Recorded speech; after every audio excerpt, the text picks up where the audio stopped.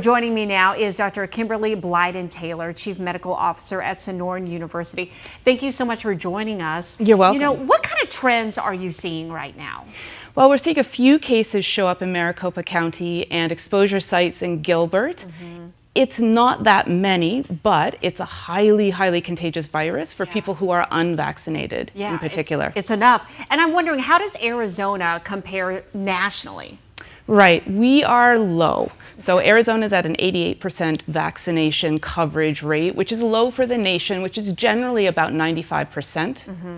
So we're concerned. There's a big unvaccinated population. If they are exposed, 90% of those folks most likely will get infected. Oh, wow. Okay, so let's talk about the symptoms. What should people be on the lookout for?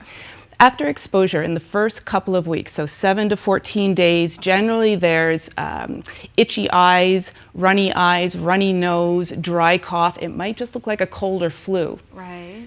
The rash doesn't show up until anywhere from 14 to 21 days. Oh, wow. So that first period before the rash, you are contagious. Oh, and then obviously, what do you need to do? How do you treat it?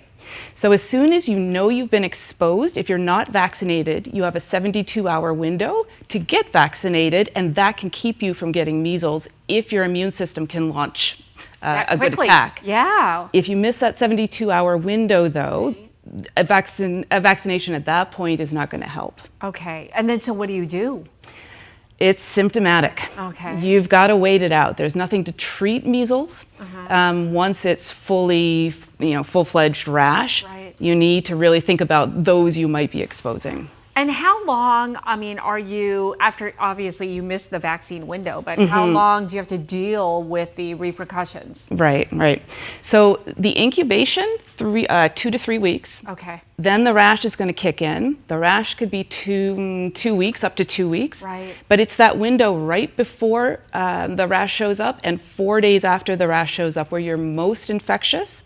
But you can remain infectious for a while after that, a week to 2 weeks after that, for people who have either immunocompromised, they're on immunocompromising drugs, they're very young, newborns, or very old, or they're in tight areas with lots of other people. Sure. And we always hear wash your hands. That's universal for any, illness, but what else can people do? So it does stay in the air for 2 hours.